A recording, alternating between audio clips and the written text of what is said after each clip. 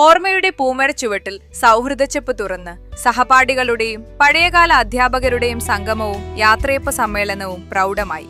1964 മുതൽ 2026 വരെ Chennamangallur higher secondary സ്കൂളിൽ പഠിച്ചു പുറത്തിറങ്ങിയ നാനാ മേഖലകളിൽ പ്രവർത്തിക്കുന്നവർ കലാലയമുറ്റത്ത് വീണ്ടും സംഗമിച്ചത് ഒത്തുകൂടലിന്റെ വേദിയിൽ. പോയ കാലത്തിന്റെ ഓർമ്മകൾ തട്ടിയുണർത്തിയപ്പോൾ ആഹ്ലാദത്തിന്റെ അവിസ്മരണീയ അനുഭവമായി. ഒരുമിച്ച് പഠിച്ചും കളിച്ചും 6 പതിറ്റാണ്ടിലേറെ കാലത്തെ സഹപാഠികളുടെ സംഗമം അക്ഷരാർത്ഥത്തിൽ അപൂർവതയുടെ ഒത്തുകൂടലായി മാറി. വിവിധ മേഖലകളിലെ കോഴ്സുകൾ പൂർത്തിയാക്കിയവരും പഠിക്കുന്നവരും നാട്ടിലും മറുനാട്ടിലും ഗൾഫ് രാജ്യങ്ങളിലടക്കം ജോലി ചെയ്യുന്നവർ, വീട്ടമ്മമാർ തുടങ്ങി നിരവധി പേരാണ് കുന്നിൻമുകളിലെ വിദ്യാലയത്തിന്റെ മുറ്റത്ത് സംഗമിച്ചത്. പഴമയുടെ കാലത്ത് സ്കൂളിലേക്ക് കടന്നു വന്ന ചെമ്മൺ പാതകളും പാറക്കെട്ടുകളും നട്ടുച്ചയ്ക്ക് പോലും വീശിയടിക്കുന്ന പടിഞ്ഞാറൻ കാറ്റിനെ തടഞ്ഞു നിർത്തുന്നു കാറ്റാടി മരങ്ങളുടെ മർമര സംഗീതത്തിന്റെ ഓർമ്മയും.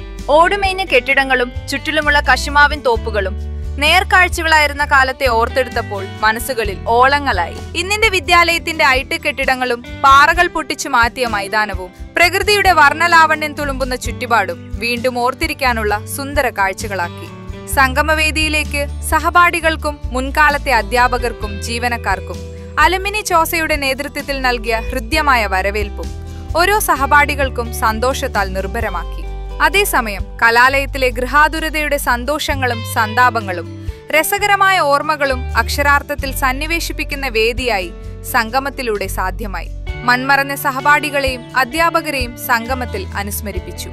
സംഗീത വിരുന്നും സുഭിക്ഷമായ ഭക്ഷണം കഴിച്ചും സൗഹാർദ്ദങ്ങളുടെ പുതിയ അധ്യായം രചിച്ചു. കലാലയ മുറ്റത്തോടെ വീണ്ടും കണ്ടുമുട്ടാൻ ദൈവം അനുഗ്രഹിക്കട്ടെ എന്ന പ്രാർത്ഥനയോടെ സംഗമത്തോടെ എല്ലാവരും വിട പറഞ്ഞത് പ്രശസ്ത എഴുത്തുകാരനും സ്കൂളിലെ പൂർവ്വ വിദ്യാർത്ഥിയുമായിരുന്ന MN കാരശ്ശേരി ഉദ്ഘാടനം ചെയ്തു.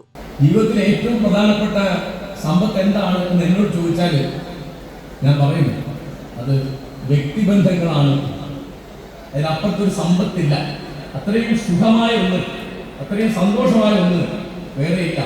പണം കൊണ്ടോ ഭക്ഷണം കൊണ്ടോ ലൈംഗികത കൊണ്ടോ മദ്യം കൊണ്ടോ അധികാരം കൊണ്ടോ പ്രസിദ്ധി കൊണ്ടോ ഒന്നും നിങ്ങൾക്ക് ഒരിക്കലും കിട്ടാത്ത ആനന്ദം അതുകൊണ്ട് കിട്ടുമെന്ന് ഞാൻ കുറച്ച് പുസ്തകം വായിച്ചുകൊണ്ടോ കുറച്ച് യാത്ര ചെയ്തെന്തോ പറയില്ല, എൻ്റെ ജീവിതാനുഭവം കൂടി പറയാം.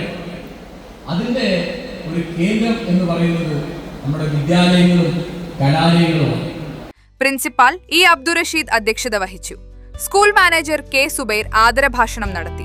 ചടങ്ങിൽ മാഗസിൻ പ്രഭാഷണം MN കാരശ്ശേരി പ്രകാശനം ചെയ്തു. പൂർവാധ്യാപകരെ പൊന്നാടയണിയിച്ച് ആദരിച്ചു. ഓർമ്മകുറിപ്പ് എഴുതിയവർക്ക് സമ്മാനങ്ങൾ വിതരണം ചെയ്തു. കണ്ണൂർ ജില്ലാ principal judge KT Nisar Ahammed മുഖ്യ അതിഥിയായിരുന്നു.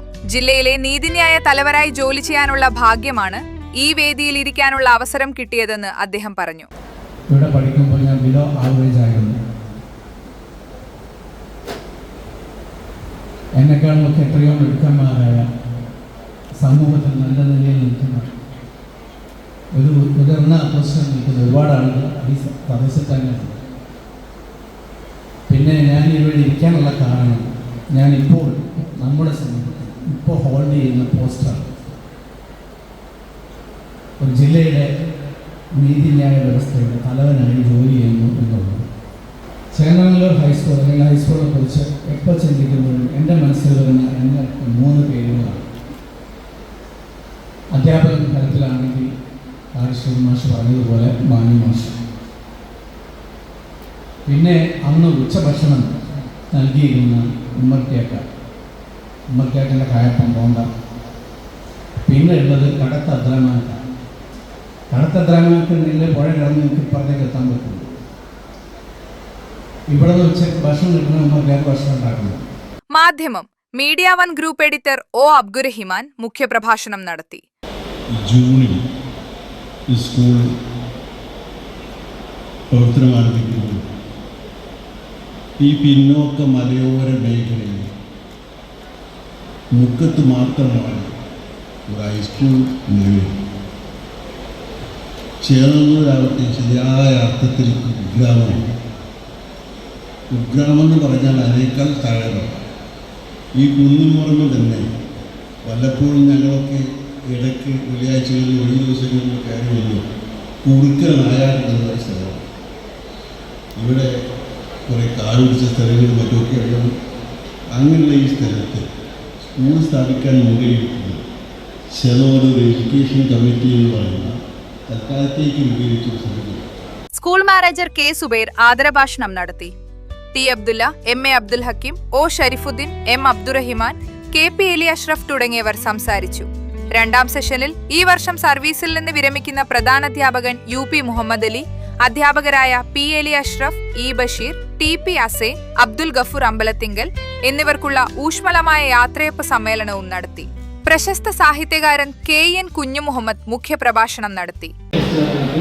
പ്രാദേശിക പശ്ചാത്തലത്തിൽ നമ്മുടെ ദേശത്തിന്റെ ചേനകളുടെ പശ്ചാത്തലത്തിൽ ഒക്കെ പ്രസക്തമാണ്. ഒരൊറ്റ കാര്യത്തെക്കുറിച്ചുള്ള ആലോചന നിങ്ങളുടെ മുമ്പിൽ അവതരിപ്പിക്കാൻ അതും എത്രയോട് സാധ്യമെന്ന് അറിഞ്ഞുള്ള ഞാൻ പറയാൻ ശ്രമിക്കുന്നത് അധിനിവേശത്തെക്കുറിച്ചാണ്. മനുഷ്യജീവിതത്തിൻ്റെ വിപരീതം എന്നുള്ളത് തന്നെ വളരെ സങ്കീർണമായ ഒന്നാണ്.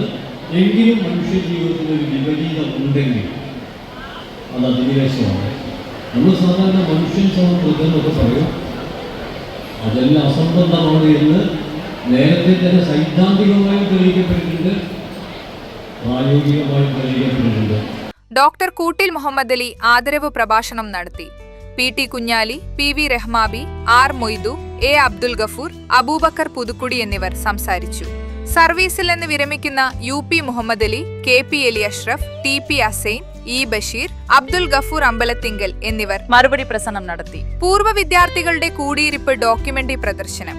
വൈകിട്ട് മലയാളി കുടുംബങ്ങളിൽ ചിരിയും ചിന്തയും വിസ്മയ വിരുന്നൊരുക്കി. ജാനു തമാശകൾ.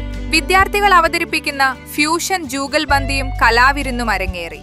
UDF സ്ഥാനാർത്ഥി CK കാസിം, LDF സ്ഥാനാർത്ഥി ലിൻഡോ ജോസഫ് MLA പൂർവ്വ വിദ്യാർത്ഥി സംഗമം വേദി സന്ദർശിച്ചു. Unnichekku, today news, Mukkam.